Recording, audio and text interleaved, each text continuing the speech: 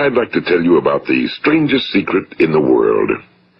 Some years ago, the late Nobel Prize-winning Dr. Albert Schweitzer was being interviewed in London, and a reporter asked him, "Doctor, what's wrong with men today?" And the great doctor was silent a moment, and then he said, "Men simply don't think." It's about this that I want to talk with you. We live today in a golden age. This is an era that man has looked forward to, dreamed of, and worked toward for thousands of years. But since it's here, we pretty well take it for granted. We in America are particularly fortunate to live in the richest land that ever existed on the face of the earth, a land of abundant opportunity for everyone. But do you know what happens? Well, let's take 100 men who start even at the age of 25. Do you have any idea what will happen to those men by the time they're 65? These 100 men who all start even at the age of 25 believe they're going to be successful. If you ask any one of these men if he wanted to be a success, he'd tell you he did. And you'd notice that he was eager toward life, that there was a certain sparkle to his eye, an erectness to his carriage, and life seemed like a pretty interesting adventure to him. But by the time they're 65, 1 will be rich. 4 will be financially independent. 5 will still be working. 54 will be broke. Now think a moment. Out of the 100, only 5 make the grade. Now why do so many fail? What has happened to the sparkle that was there when they were 25? What's become of the dreams, the hopes, the plans? And why is there such a large disparity between what these men intended to do and what they actually accomplished? When we say about 5% achieve success, we have to define success. And here's the best definition I've ever been able to find. Success is the progressive realization of a worthy ideal. If a man is working toward a predetermined goal and knows where he's going, that man is a success. If he's not doing that, he's a failure. Success is the progressive realization of a worthy ideal. Rollo May, the distinguished psychiatrist, wrote a wonderful book called Man's Search for Himself. And in this book he says, the opposite of courage in our society is not cowardice. It is conformity. And there you have the trouble today. It's conformity, people acting like everyone else without knowing why, without knowing where they're going. Now think of it. In America right now, there are over 18 million people 65 years of age and older. And most of them are broke. They're dependent on someone else for life's necessities. Now, we learn to read by the time we're 7. We learn to make a living by the time we're 25. Usually by that time, we're not only making a living, we're supporting a family. And yet by the time we're 65, we haven't learned how to become financially independent in the richest land that has ever been known. Why? We conform. And the trouble is that we're acting like the wrong percentage group, the 95 who don't succeed. Now, why do these people conform? Well, they really don't know. These people believe that their lives are shaped by circumstances, by things that happen to them, by exterior forces. They're outer-directed people. A survey was made one time that covered a lot of men, working men, and these men were asked, "Why do you work? Why do you get up in the morning?" 19 out of 20 had no idea. If you ask them, they'll say, well, everyone goes to work in the morning, and that's the reason they do it, because everyone else is doing it. Now let's get back to our definition of success. Who succeeds? The only person who succeeds is the person who is progressively realizing a worthy ideal. He's the person who says, I'm going to become this, and then begins to work toward that goal. I'll tell you who the successful people are. A success is the school teacher who's teaching school because that's what he or she wants to do. The success is the woman who's a wife and mother because she wanted to become a wife and mother and is doing a good job of it. The success is the man who runs the corner gas station because that was his dream. That's what he wanted to do. The success is the successful salesman who wants to become a top-notch salesman and grow and build with his organization. A success is anyone who is doing deliberately a predetermined job because that's what he decided to do deliberately. But only 1 out of 20 does that. That's why today there isn't really any competition unless we make it for ourselves. Instead of competing, all we have to do is create. You know, for 20 years, I looked for the key which would determine what would happen to a human being. Was there a key I wanted to know which would make the future a promise that we could foretell to a large extent? Was there a key that would guarantee a person's becoming successful if he only knew about it and knew how to use it?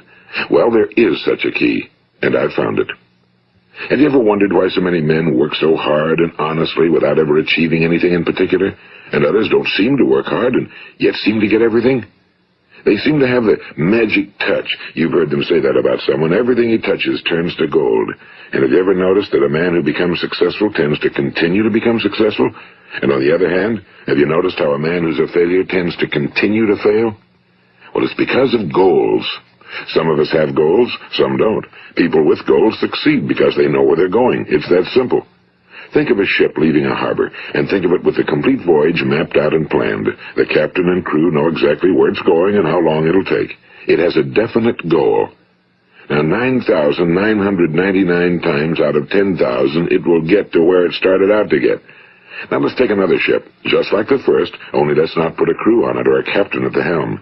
Let's give it no aiming point, no goal, no destination. We just start the engines and let it go.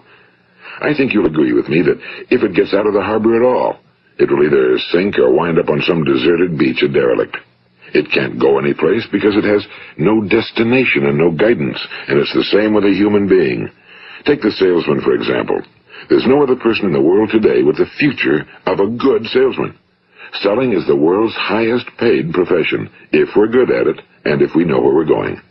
Every company needs top-notch salesmen, and they reward those men. The sky's the limit for them. But how many can you find? Someone once said the human race is fixed, not to prevent the strong from winning, but to prevent the weak from losing. The American economy today can be likened to a convoy in time of war.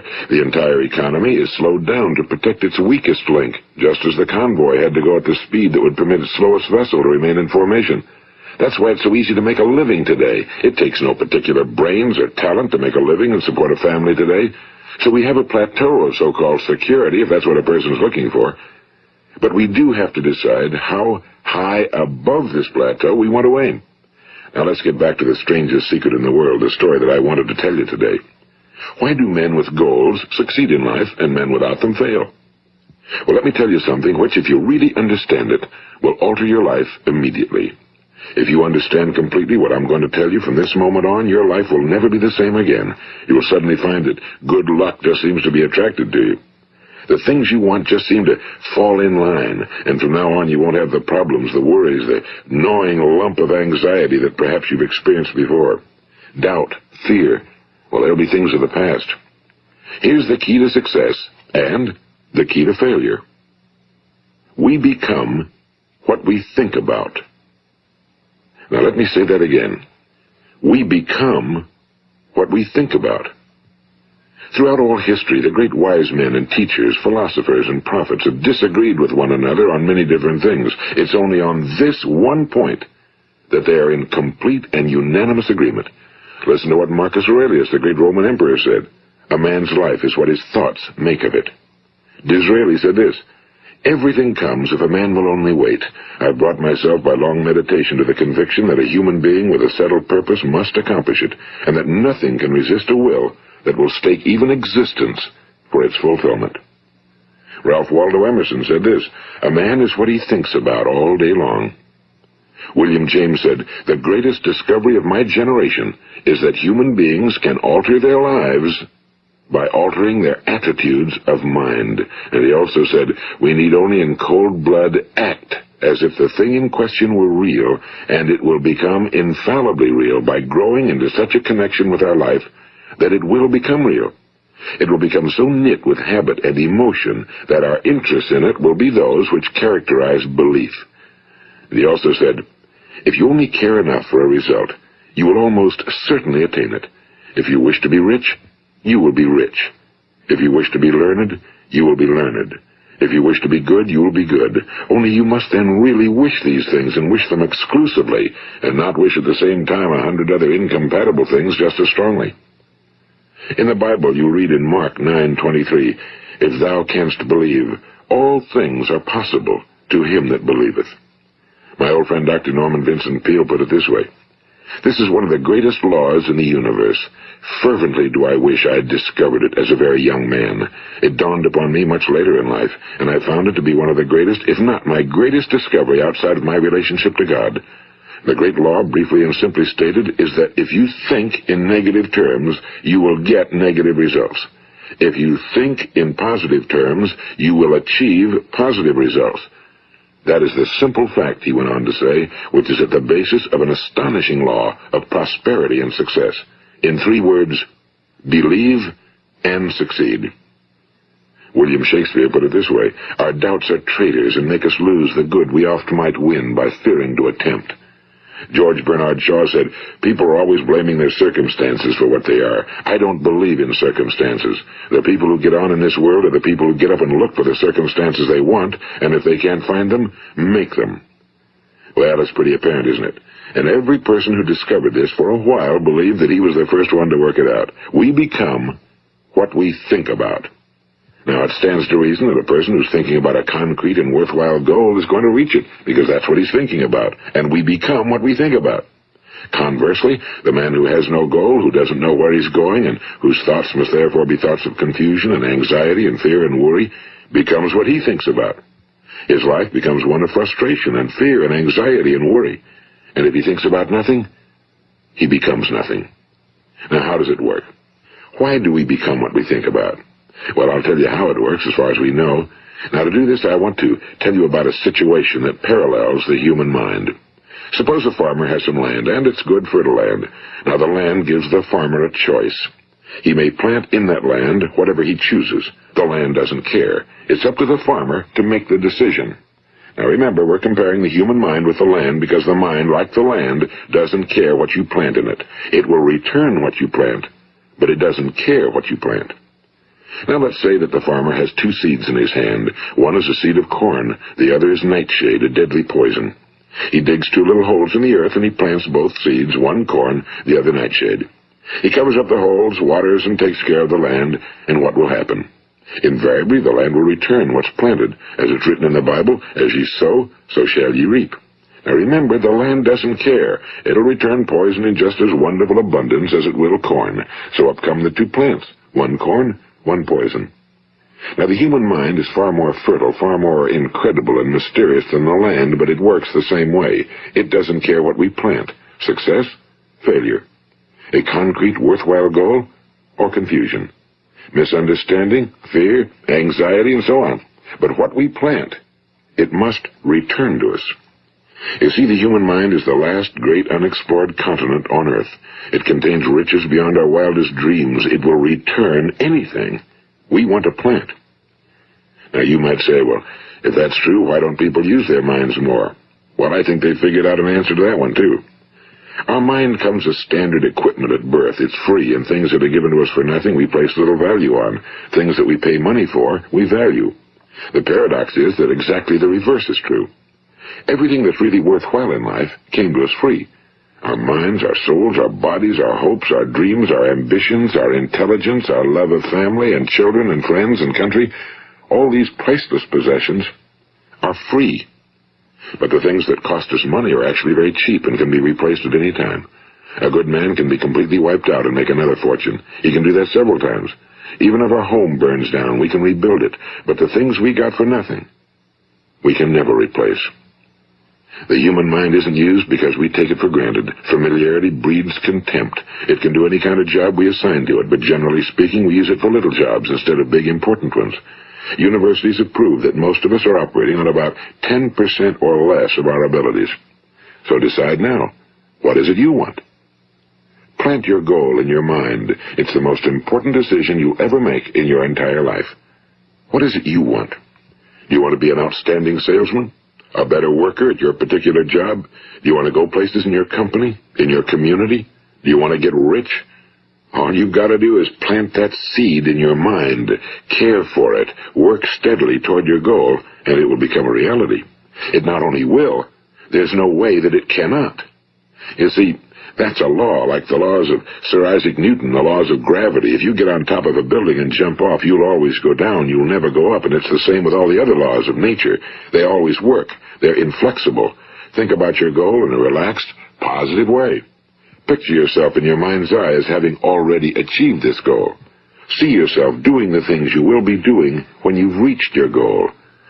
Ours has been called the phenobarbital age, the age of ulcers and nervous breakdowns and tranquilizers, at a time when medical research has raised us to a new plateau of good health and longevity. Far too many of us worry ourselves into an early grave, trying to cope with things in our own little personal ways, without learning a few great laws that will take care of everything for us. These things we bring on ourselves through our habitual way of thinking. Every one of us is the sum total of his own thoughts. He is where he is because that's exactly where he really wants to be, whether he'll admit that or not. Each of us must live off the fruit of his thoughts in the future, because what you think today and tomorrow, next month and next year, will mold your life and determine your future. You're guided by your mind. I remember one time I was driving through eastern Arizona, and I saw one of those giant earth-moving machines roaring along the road at about 35 miles an hour with what looked like 30 tons of dirt in it. A tremendous, incredible machine, and there was a little man perched way up on top with the wheel in his hands guiding it. And as I drove along, I was struck by the similarity of that machine to the human mind.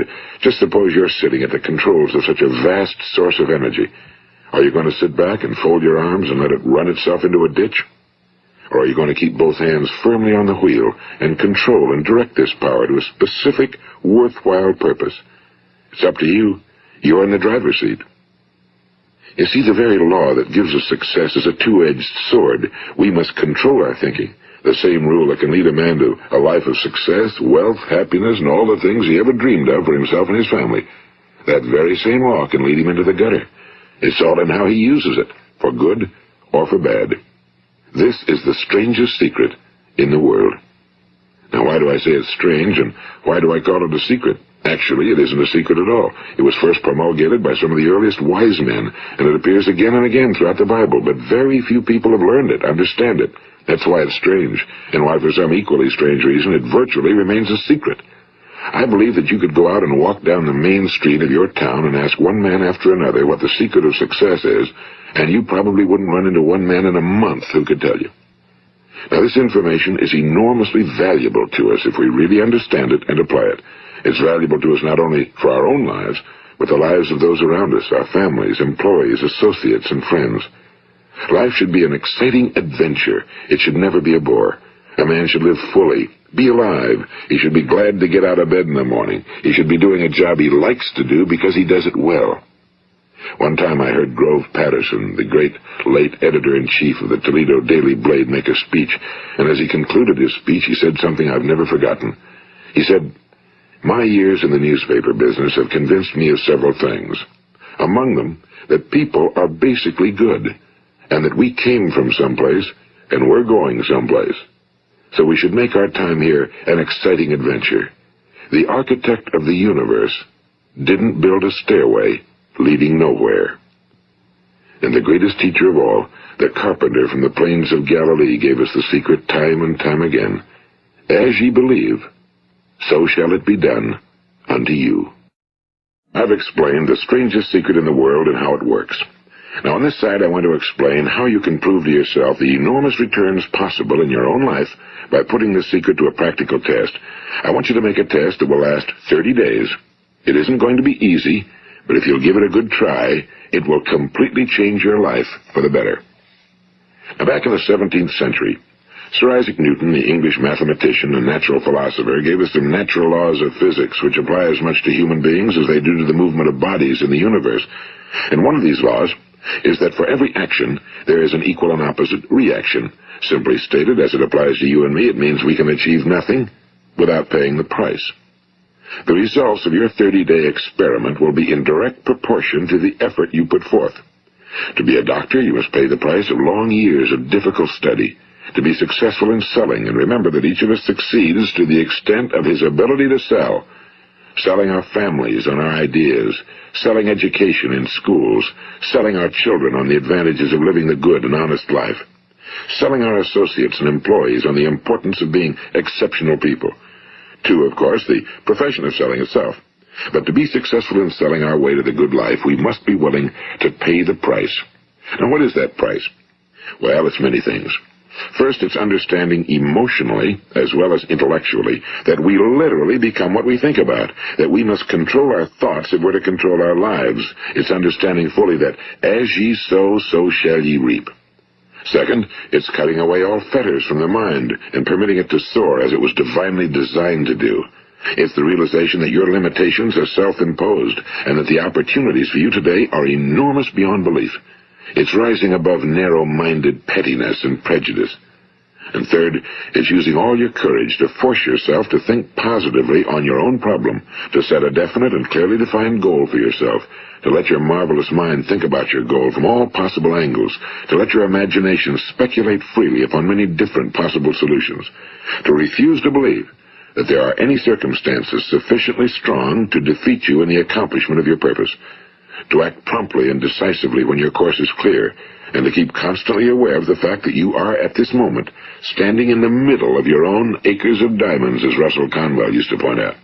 And fourth, save at least 10% of every dollar you earn.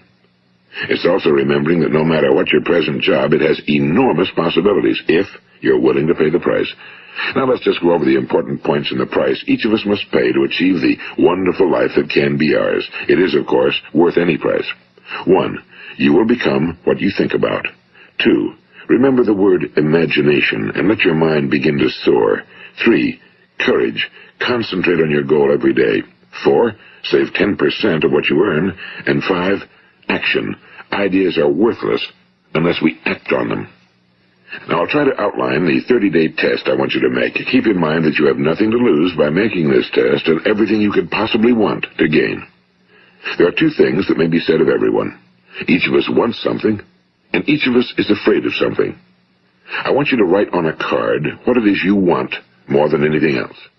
It may be more money. Perhaps you'd like to double your income or make a specific amount of money. It may be a beautiful home. It may be success at your job. It may be a particular position in life. It could be a more harmonious family. Each of us wants something. Now write down on your card specifically what it is you want. Make sure it's a single goal and clearly defined. You needn't show it to anyone, but carry it with you so that you can look at it several times a day. Think about it in a cheerful, relaxed, positive way each morning when you get up, and immediately you have something to work for, something to get out of bed for, something to live for. Look at it every chance you get during the day and just before going to bed at night. And as you look at it, remember that you must become what you think about, and since you're thinking about your goal, you realize that soon it will be yours. In fact, it's yours really the moment you write it down and begin to think about it. Look at the abundance all around you as you go about your daily business. You have as much right to this abundance as any other living creature. It's yours for the asking. Now we come to the difficult part. Difficult because it means the formation of what is probably a brand new habit, and new habits are not easily formed. Once formed, however, it will follow you for the rest of your life. Stop thinking about what it is you fear. Each time a fearful or negative thought comes into your consciousness, replace it with a mental picture of your positive and worthwhile goal. And there will come times when you'll feel like giving up. It's easier for a human being to think negatively than positively. That's why only 5% are successful. You must begin now to place yourself in that group. For 30 days, you must take control of your mind. It will think about only what you permit it to think about. Each day for this 30-day test, do more than you have to do. In addition to maintaining a cheerful, positive outlook, give of yourself more than you've ever done before. Do this knowing that your returns in life must be in direct proportion to what you give. The moment you decide on a goal to work toward, you're immediately a successful person. You are then in that rare and successful category of people who know where they're going. Out of every 100 people, you belong to the top 5. Don't concern yourself too much with how you're going to achieve your goal. Leave that completely to a power greater than yourself. All you have to do is know where you're going. The answers will come to you of their own accord and at the right time. Remember these words from the Sermon on the Mount, and remember them well. Keep them constantly before you this month of your test. Ask, and it shall be given you. Seek, and ye shall find. Knock, and it shall be opened unto you. For every one that asketh receiveth, and he that seeketh findeth, and to him that knocketh it shall be opened. It's as marvelous and as simple as that. In fact, it's so simple that in our seemingly complicated world, it's difficult for an adult to understand that all he needs is a purpose and faith. For 30 days, Do your very best. If you're a salesman, go at it as you've never done before, not in a hectic fashion, but with the calm, cheerful assurance that time well spent will give you the abundance in return you deserve and want. If you're a homemaker, devote your 30-day test to completely giving of yourself without thinking about receiving anything in return, and you'll be amazed at the difference it makes in your life. No matter what your job, do it as you've never done it before for 30 days. And if you've kept your goal before you every day, you'll wonder and marvel at this new life you've found. Dorothea Brand, the outstanding editor and writer, discovered it for herself and tells about it in her fine book, Wake Up and Live. Her entire philosophy is reduced to the words, act as though it were impossible to fail. She made her own test with sincerity and faith, and her entire life was changed to one of overwhelming success. Now, you make your test for 30 full days. Don't start your test until you've made up your mind to stick with it. You see, by being persistent, you're demonstrating faith. Persistence is simply another word for faith. If you didn't have faith, you'd never persist. If you should fail during your first 30 days, by that I mean suddenly find yourself overwhelmed by negative thoughts, you've got to start over again from that point and go 30 more days. Gradually, your new habit will form until you find yourself one of that wonderful minority to whom virtually nothing is impossible. And don't forget the card. It's vitally important as you begin this new way of living. On one side of the card, write your goal, whatever it may be. On the other side, write the words we've quoted from the Sermon on the Mount. Ask, and it shall be given you. Seek, and ye shall find. Knock, and it shall be opened unto you. Nothing great was ever accomplished without inspiration. See that during these crucial first 30 days, your own inspiration is kept at a peak. And above all, don't worry. Worry brings fear, and fear is crippling. The only thing that can cause you to worry during your test is trying to do it all yourself. Know that all you have to do is hold your goal before you. Everything else will take care of itself. Remember also to keep calm and cheerful. Don't let petty things annoy you and get you off course. Now, since making this test is difficult, some will say, why should I bother? Well, look at the alternative. No one wants to be a failure. No one really wants to be a mediocre individual. No one wants a life constantly filled with worry and fear and frustration. Therefore, remember that you must reap that which you sow.